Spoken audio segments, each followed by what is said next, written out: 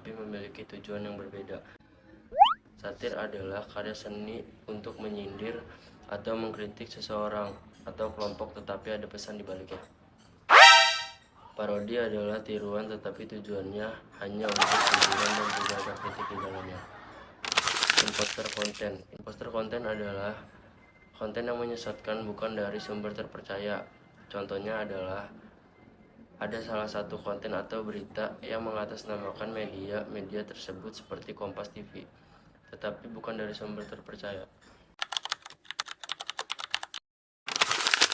False connection atau koneksi palsu adalah merujuk ke sebuah strategi atau fenomena yang sebenarnya dua hal yang tidak berhubungan, sengaja atau tidak sengaja dihubungkan agar menciptakan narasi yang persuasif dan memanfaatkan sebuah bias emosional manusia untuk menyebarkan misinformation atau disinformation. Contohnya pada teori konspirasi vaksin COVID-19 yang mengandung chip pelacak Bill Gates. Sebenarnya itu tidak benar, tapi menyebar dengan cepat meskipun tidak ada bukti ilmiahnya.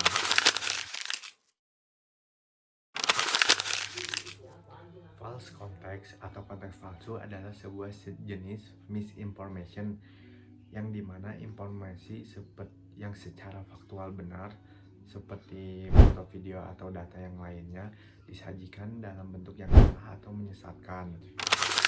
False context ini sering digunakan karena sulit dideteksi atau dilacak. Contohnya pada platform media sosial yang algoritma penyebarannya itu sangat cepat karena konten visual lebih menarik dibandingkan konten yang disajikan hanya sekedar data dan tulisan saja. Halo semuanya, jadi hari ini aku akan menjelaskan tentang fabricated dan sponsored. Kata fabricated berasal dari bahasa Inggris dan memiliki arti yang berbeda tergantung pada konteks penggunaannya. Makna umumnya, fabricated berarti dibuat atau dirancang, biasanya dengan tujuan tertentu. Contohnya, the engineer fabricated a new machine part. Insinyur tersebut merancang atau membuat bagian mesin baru. Makna negatifnya yang seringkali dipakai, fabricated dapat diartikan sebagai dipalsukan atau direkayasa, yakni sesuatu yang sebenarnya tidak benar tetapi dibuat agar tampak seolah-olah nyata. Contohnya, the story was completely fabricated. Cerita itu sepenuhnya hasil rekayasa atau kebohongan. Jadi, secara ringkasnya, fabricated berarti sesuatu yang dibuat baik secara nyata maupun secara palsu untuk menipu. Dan kata sponsored berarti mendapat dukungan atau bantuan baik berupa dana, barang, maupun promosi dari pihak lain. Dalam arti umum, istilah ini digunakan untuk menggambarkan sesuatu yang dibiayai atau didukung oleh individu, organisasi, atau perusahaan tertentu. Contohnya, the event was sponsored by a local company. Acara tersebut mendapat dukungan dana dari perusahaan lokal. Kalau dalam konteks media dan periklanan, sponsored menunjukkan bahwa suatu konten atau kegiatan dibuat karena adanya kerjasama atau pembayaran dari sponsor. Contohnya, this is a sponsored post. Ini adalah unggahan hasil kerja sama dengan pihak sponsor. Secara ringkasnya, sponsored mengandung bahwa sesuatu dilakukan atau diadakan berkat bantuan dan dukungan dari sponsor. Halo semuanya, perkenalkan, nama aku Sinta Fitri Ramadhani, NPM aku 251000005. Di sini aku akan mempresentasikan atau menjelaskan tentang misleading content. Apa sih misleading content itu? Oke, baik.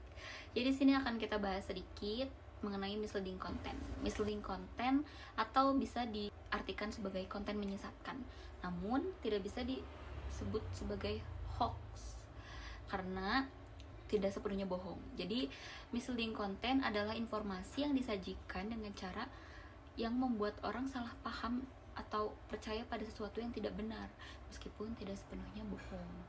Biasanya konten ini menggunakan fakta yang dipelintir, konteks yang salah, atau potongan informasi untuk memengaruhi opini publik, seperti itu.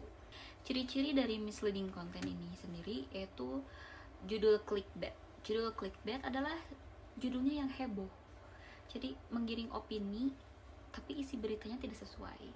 Yang kedua, konteksnya diubah. Faktanya benar, namun ditempatkan di situasi yang salah. Yang ketiga, datanya dipotong sebagian, hanya menampilkan bagian yang mendukung sudut pandang tertentu saja. Yang keempat, sumbernya sudah pasti tidak jelas, tidak ada referensi atau kutipan yang resmi. Yang kelima, visualnya dimanipulasi, foto atau video disunting untuk menimbulkan kesan tertentu, seperti itu. Nah, di era sekarang banyak kasus-kasus maksudnya banyak kasus yang dijadikan sebagai misleading content ini. Contohnya, judul berita yang menyesatkan pada artis, pada public figure misalnya. Judulnya seperti ini: artis A akui pernah bersama artis B di malam itu. Padahal ternyata mereka tuh hanya hadir di acara yang sama saja di malam itu. Jadi sangat merugikan sekali ya untuk individu itu sendiri gitu. Lalu kasus foto lama diberi konteks baru. Misalkan di suatu daerah terjadi bencana alam, tapi di tulisan itu dicantumkan kalau itu terjadi pada saat ini, yang padahal video atau foto itu terjadi di negara lain di tahun-tahun sebelumnya, seperti itu. Dampaknya masyarakat menjadi panik dan menyalahkan pihak tertentu tanpa alasan yang jelas. Jadi dapat disimpulkan bahwa dampak misleading content ini sangat merugikan ya. Yang pertama, membentuk opini publik yang salah. Yang kedua, menurunkan kepercayaan terhadap media atau institusi. Yang ketiga, menyebabkan konflik sosial atau publik atau politik. Yang keempat, menyebarkan kepanikan atau kebencian. Dan yang terakhir, merusak reputasi individu atau kelompok. Gimana sih cara ngatasi misleading content ini sendiri? Nah, di sini saya telah membaca atau mempelajari cara mengatasi misleading content itu terdapat 5. Yang pertama, cek sumber informasi yang terpercaya, yang berasal dari media yang terpercaya. Dan yang kedua, baca isinya juga, jangan hanya judulnya saja. Dan yang ketiga, gunakan situs pemeriksa fakta. Sekarang sudah banyak ya situs pemeriksa fakta seperti Cek Fakta, Turnback Hoax, atau Snoopers kayak gitu, dan banyak lagi yang lainnya. Yang keempat, periksa tanggal dan konteks gambar atau video tersebut. Dan yang terakhir, gunakan logika yang kritis. Tanya, apakah ini masuk akal? Menelaah lebih dalam tentang video atau foto yang beredar saat itu. Seperti itu. Jadi, kesimpulannya untuk misleading content ini adalah bentuk informasi yang menyesatkan, seringkali menggunakan fakta setengah benar untuk menggiring opini. Untuk mencegah dampaknya, kita perlu menjadi pembaca yang kritis, selalu memeriksa kebenaran sumber, dan tidak mudah menyebarkan informasi sebelum memverifikasi berita tersebut. Itu tentang misleading content. Lalu di sini juga saya menjelaskan tentang manipulated content. Nah, manipulated content berbeda dengan misleading content. Kenapa? Karena manipulated content adalah konten yang isinya telah diubah, diedit, atau dimodifikasi. Tujuannya untuk apa? Untuk menipu atau menyesatkan orang. Seperti itu. Biasanya konten ini menggunakan foto, video, atau bahkan audio asli, tapi diedit sehingga maknanya berubah. Jadi intinya dari manipulated content tuh, konten itu hasil editan yang membuat orang percaya pada sesuatu yang tidak benar, seperti itu. Nah, harus hati-hati untuk ciri-ciri manipulated content, yaitu foto atau video diubah sebagian. Misalnya, wajah seseorang ditempel di tubuh orang lain, seperti itu. Apalagi di era sekarang ada AI ya, itu harus sangat hati-hati sekali. Dan yang kedua, suara dimanipulasi. Seseorang bisa dibuat seolah-olah mengatakan hal yang tidak pernah dia ucapkan, seperti itu. Yang ketiga, konteksnya diganti. Jadi, potongan video atau audio diambil sebagian dari video tersebut. Agar apa? Agar maknanya berbeda, seperti itu. Nah, yang keempat, tanda visualnya tidak alami. Jadi, pencahayaannya, bayangannya, atau proporsinya tidak konsisten. Dan yang terakhir, tidak ada sumber resmi. Jadi video atau gambar beredar tanpa asal yang jelas. Untuk contoh kasus manipulated content terdapat 3 ya. Yang pertama itu deepfake. Contohnya tuh seperti ada video politikus yang tampak mengucapkan pernyataan provokatif padahal itu hasil editan AI. Dampaknya sangat merugikan ya, karena menimbulkan kebencian, fitnah, dan salah persepsi publik. Dan yang kedua, foto editan dan dalam kampanye. Contohnya, foto calon pemimpin yang digabung dengan latar tempat maksiat untuk menjatuhkan reputasinya. Dampaknya mencemarkan nama baik dan memengaruhi opini publik secara tidak adil. Dan yang ketiga, manipulasi produk. Contoh pada iklan memperlihatkan hasil produk yang tampak jauh lebih bagus dari aslinya dengan editan digital. Dampaknya konsumen merasa tertipu ya, pasti itu. Dan kehilangan kepercayaan terhadap brand tersebut. Jadi dapat disimpulkan bahwa dampak dari manipulated content sangat merugikan juga. Yang pertama, karena menyebarkan kebohongan dan fitnah. Dan yang kedua, merusak reputasi individu atau lembaga. Ketiga, memicu konflik sosial dan politik. Dan yang keempat, mengancam kepercayaan publik terhadap media. Terakhir, menyulitkan pembedaan antara fakta dan fiksi. Kita sebagai pembaca harus lebih pintar, harus lebih bijak dalam menelaah sesuatu, melihat sesuatu. Seperti itu guys. Cara mengenalinya cukup gampang, karena tidak berbeda jauh dengan misleading content tadi.